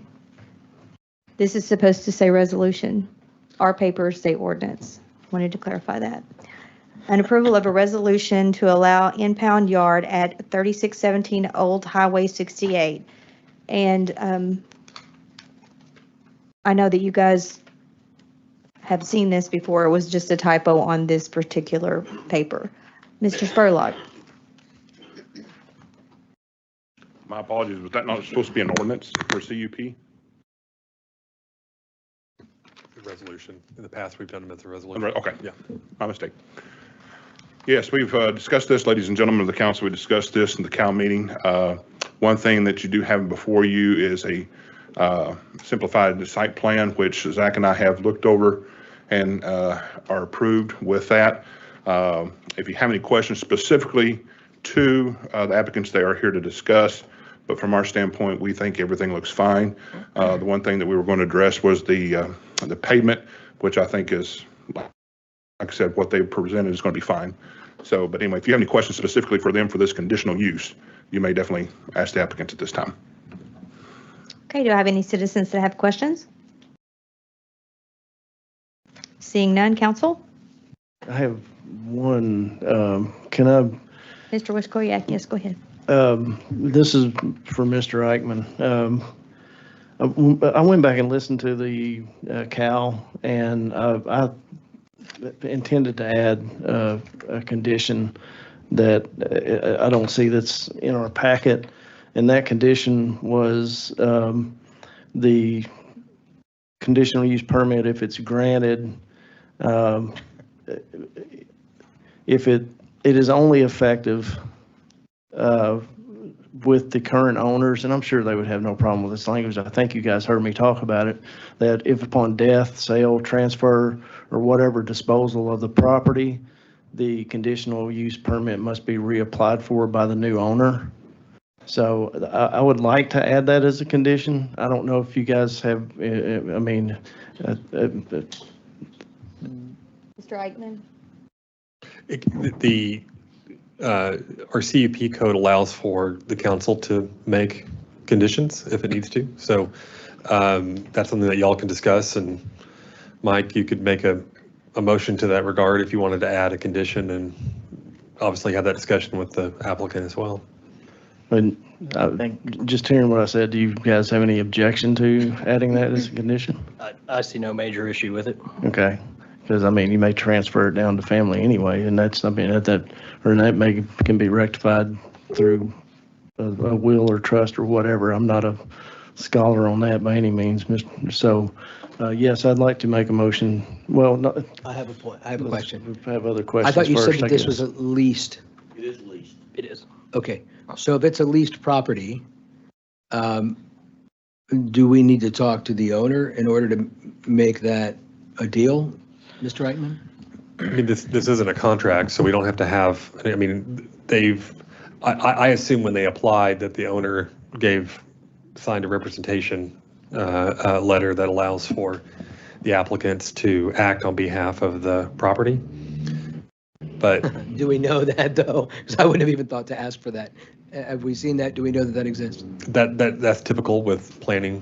When you have somebody comes in and asks for a rezoning, if I don't see Brad, that's typical with planning, right? That you have when somebody files. We have a warranty deed, and well, on that application is usually a authorization to represent. Yeah, authorization. So that's a typical. And you've got that on file, Brad? I do. Okay. Can we see a copy of that? Sure. Thanks. Thank you so much. Hey, Mike, So I would like to make a motion just to add that condition. And this may not be the. Before we do that, do we have the site? Mr. Montes? Yes. Councilman Montes, he can make a motion, but you can speak afterwards. We do have the site plan. Okay. Where? In this, because it wasn't on, I don't have it on my. Should be in the packet. Okay, so it's in the packet, but it wasn't provided to us in our emailed packet.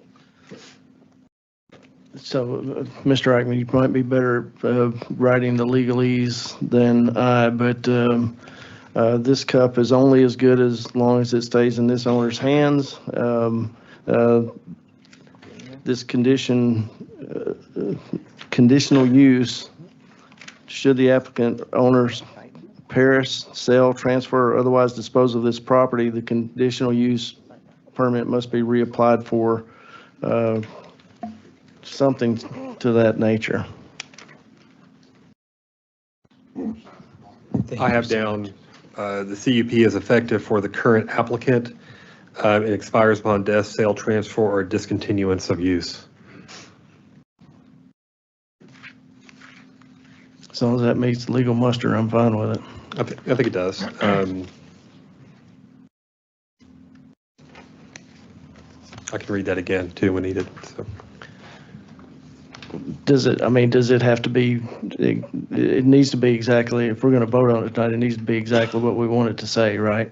Correct. It needs to be understood by Brad or future Brad when reviewing it, our future counsel when looking at this. So.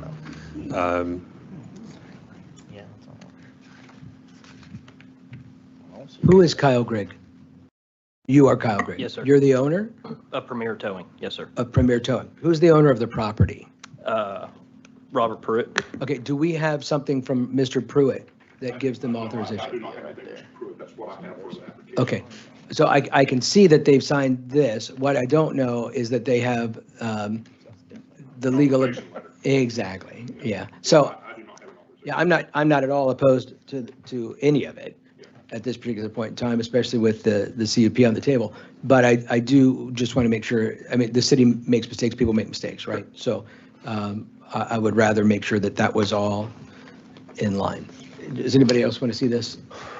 It's the CUP application. Thank you, Mr. Grigg.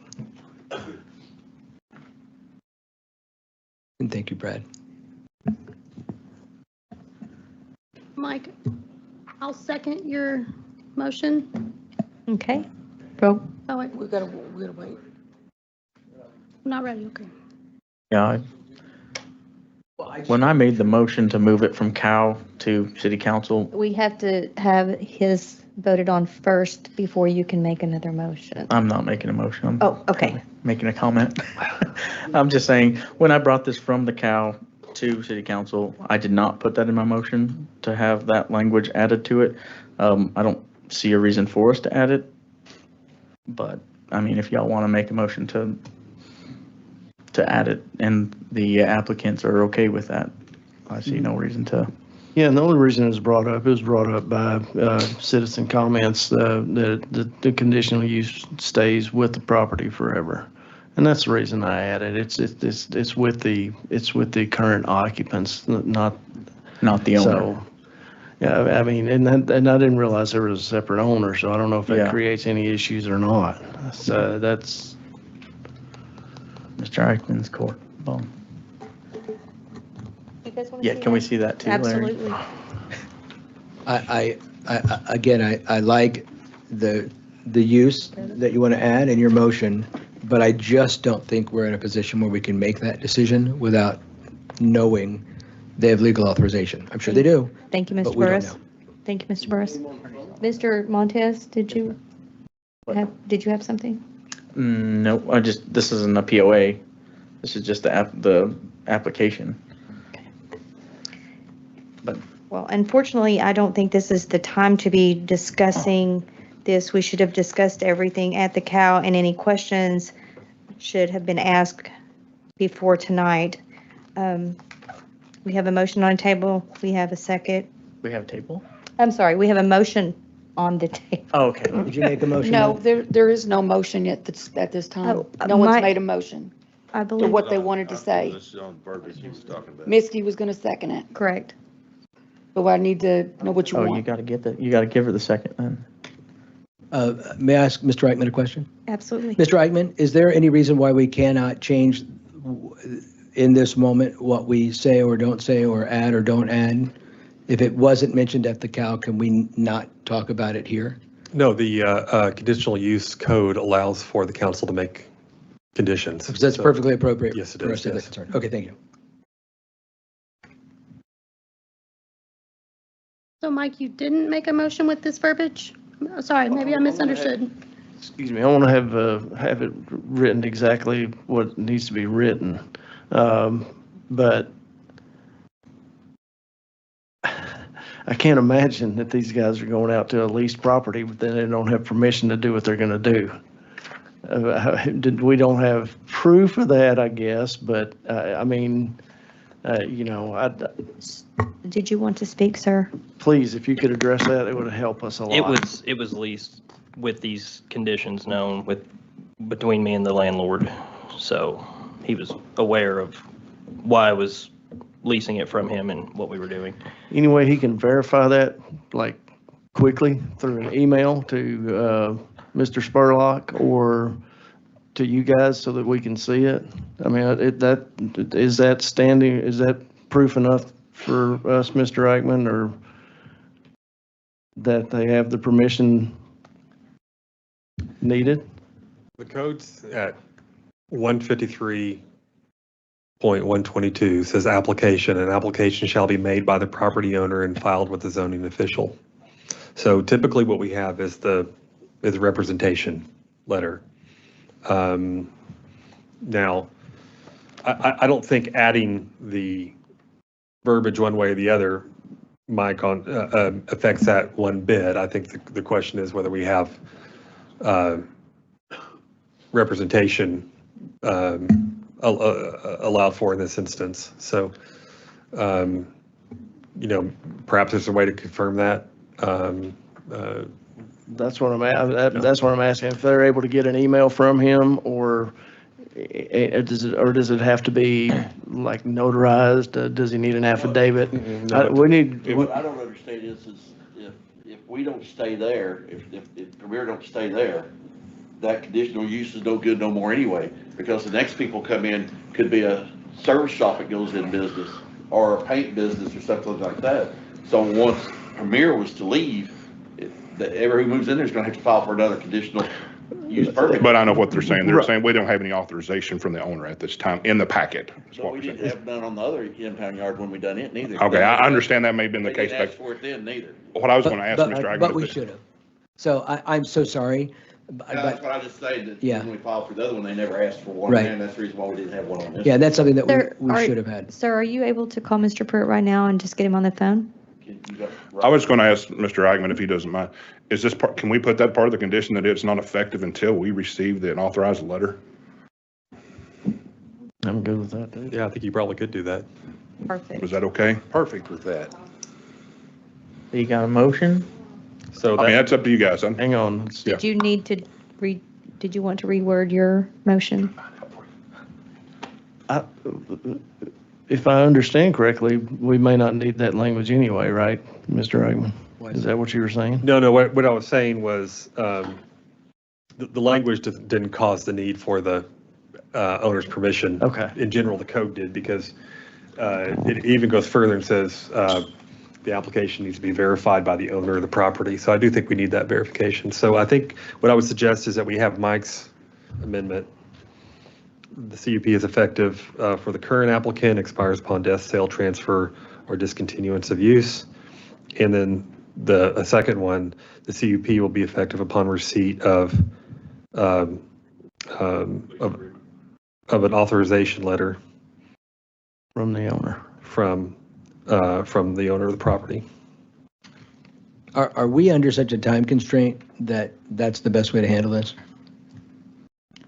I'm assuming. I would assume it's in. They would like to get along too. I totally understand. And I'm not trying to be the guy from the government that's just slowing you down. Well, a lot of the problem too is this land that we own now has got a new owner.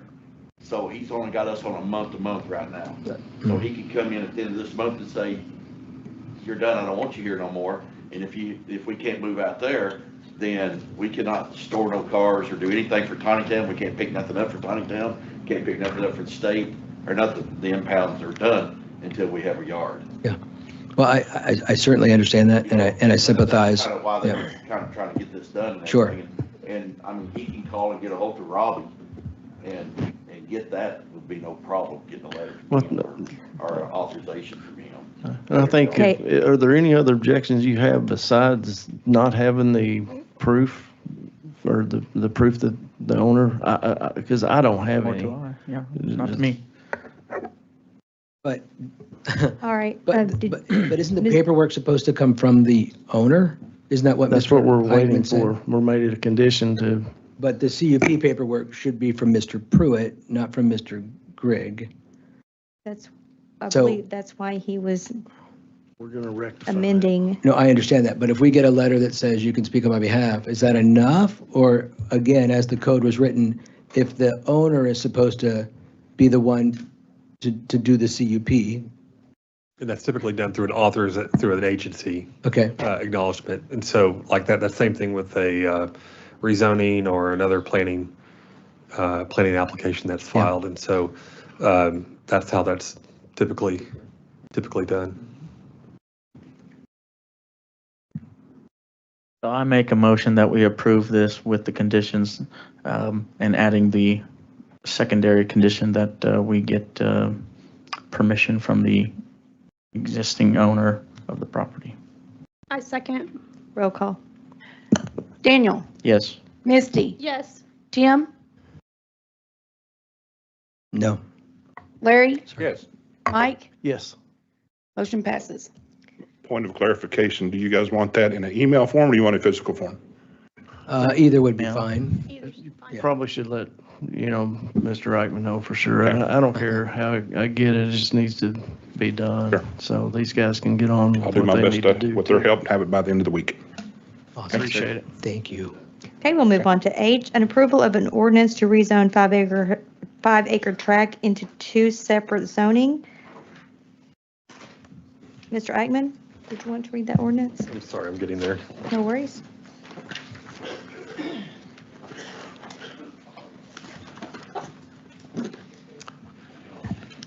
City of Tontitown, Washington County, Arkansas, an ordinance to rezone certain real property located at 1076 North Barrington Road, parcel number 830-38014-005 from agriculture AG to a mix of single-family residential R2 and residential estates RE in the city of Tontitown, Arkansas.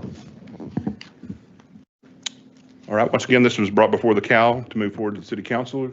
Did not know if there was any objections. The applicant is here if you have any questions. Do I have any comments from citizens? Okay, seeing none, council? I think we talked about this at length. I'm willing to make a motion to approve. I'll second. Roll call. Misty, Yes. Mike, Yes. Daniel, Yes. Tim, Yes. Larry. Yes. Aye, and, I'm sorry, go ahead, Ms. Artemoni. Aye, an approval of an ordinance for code amendment to section 153.181D. Signs, Mr. Spurlock. Again, this is a clarification to our zoning ordinance, and it had to go through a public hearing, which it did. You guys moved this forward to city council, and if you guys have any questions, I'll try to do my best to answer those questions. Okay, do I have any comments from citizens? Seeing none, council? Mayor, I don't believe I've read this one. Oh, I'm sorry, go ahead, No Mr. problem. Eichmann. City of Tontitown, Washington County, Arkansas, an ordinance to amend section 153.181, prohibited signs of Tontitown Municipal Code, declaring an emergency and for other purposes. I'll make a motion to approve. Second. Roll call. Mike, Yes. Tim, Yes. Larry, Yes. Daniel, Yes. Misty. Yes. Motion passes. Mr. Spurlock, get comfortable. Okay. There's an emergency clause with this. I Do make a motion to approve. Second. Roll call. Mike, Yes. Tim, Yes. Larry, Yes. Amber, or sorry, Daniel, Yes. Misty. Yes. Okay. We'll move on to J, approval of an approval of an ordinance for code amendment to section 153.210, off-street parking and loading. Mr. Eichmann. City of Tontitown, Washington County, Arkansas, an ordinance to amend section 153.210 off-street parking and loading of the Tontitown Municipal Code, declaring an emergency and for other purposes. Mr. Spurlock. Okay, once again, this was needed for a public hearing to move from Planning Commission to you guys, and you guys have moved it forward to City Council. I'll try to answer your questions if you have them. Do I have any citizens that have any comments? Seeing none, council? I'd Make like a to make a motion motion to approve. You go first, Misty. I'll second that. I'll make a motion to approve. I'll second that. Roll call? Tim, Yes. Mike, Yes. Misty, Yes. Daniel, Yes. Larry. Yes. Motion passes. Motion to approve the emergency clause. Second. Second. Roll call? That was Larry and Mike. Danny. Larry and Danny. You guys may have to start saying your name. Tim, Yes. Mike, Thanks, sir. Yes. Misty, Yes. Daniel, Yes. Larry. Yes. Okay, we'll move on. Oh. Ready? Move on to K, an approval of a resolution to accept a bid for the Montagani Half Street improvements. Mr. Latham?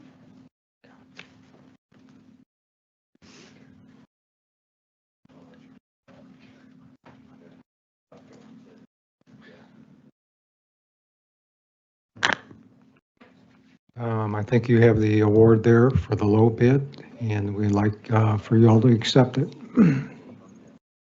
I'll make a motion to approve. Second. Did I have any citizen? Sorry. Do I have any citizen comments on this? None? Council, no comments? Okay, we have a motion and a second. Roll call? Larry, Yes. Daniel, Yes. Misty, Yes. Tim, Yes. Mike. Yes. Motion passes. Okay, we'll move on to L, an approval of a resolution to allow the city of Tontitown to enter into an agreement for the sewer flow monitoring. Mr. Clark, did you want to say anything on this? Unless there's any questions. Okay, do I have citizens, any citizens have questions at this time? Seeing none. Council? I'd like to make a motion to approve. I'll second. Roll call? Daniel, Yes. Tim, Yes. Mike, Yes. Larry, Yes. Misty. Yes. Motion passes. Is there an emergency clause on this since it starts tomorrow? Okay, yeah, good point. We'll go to M, approval of a resolution to accept a bid for the Montagani Sewer Force Main relocations.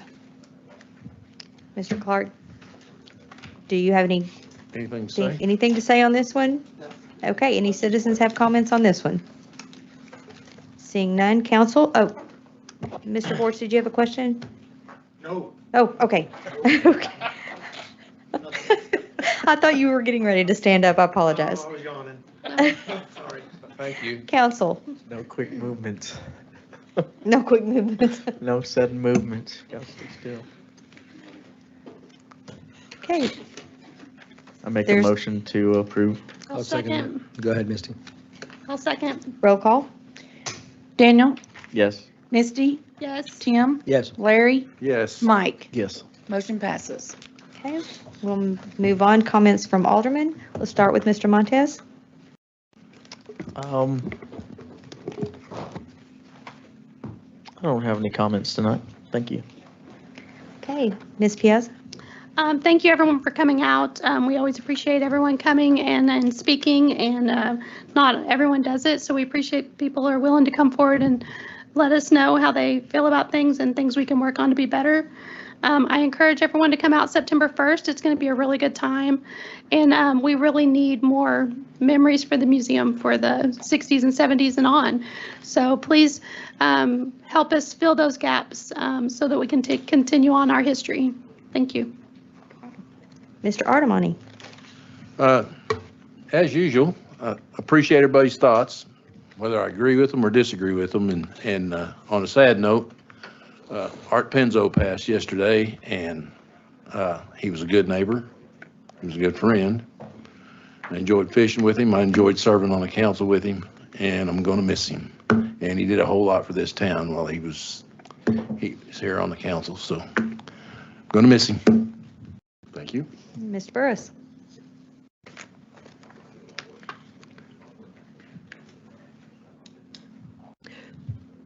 My family was so profoundly grieved this morning to learn that Art had passed. And my kids were teary. I was crying when I told Nicole. Nicole was crying because Art was a delightful guy. He was such a joy to serve with. You know, Art was asked to step into a role on this council many years ago when there wasn't much going on.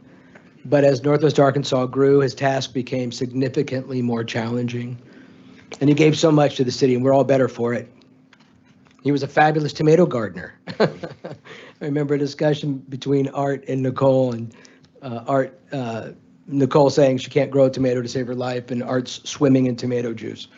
He was so kind to my family. In fact, my family bought him his 80th birthday cake, not realizing Art was a diabetic. And Arthur just graciously smiled as we sang to him, and he laughed along with us. So I know he'll be dearly missed by so many people. And he's going to especially be missed by the Burris family. Mr. Wishkowiak. Well, thanks, Tim. That's a tough act to follow. Yeah, I didn't get to work with Art, but I've known him for a long time. And I ditto the things that people have said about him. Thanks, everybody, for coming out. And I appreciate the mayor bringing up the point that she brought up at the beginning of the discussion about the code of conduct. I know we've come close a couple of times to going across the line and stuff like that, and people are just passionate about what they do. It's not, you know, it's and I appreciate that passion and that energy, and you know, and we need to have people that are involved and giving us pushback when we screw up, and you know, I get that. So thank you all for coming out. Thanks for your input. And I know police and fire were probably busy as heck the last couple of days. Thanks for all you guys do. I'm sure you put in some overtime hours. I've never seen anything like Sunday. I was in Bella Vista and missed it and came home. You know, I was on the phone with my wife. She was FaceTiming what was going on, and you could just hear it just beating the heck out of the house. You know, so it sounds like we came through unscathed as far as people losing their lives, but I know a lot of people lost a lot of things. You know, every plant that we planted the week before completely destroyed. You know, I'm sure insurance won't cover that, but anyway, thanks for the first responders for all you that you do all the time for us. Thanks again for everybody coming out here and being part of this. It helps us a lot. Thank you. All right, comments from Mayor. I just want to say that I received an email today. I would like to read just a portion of it. Good afternoon, Mayor Russell. I wanted to share some good news. Brad Spurlock has recently completed all the requirements to become a certified Arkansas planning official. And I just wanted to recognize him.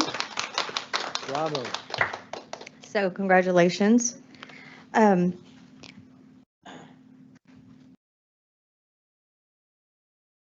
Yes, Art Penzo did pass away. Sorry. Art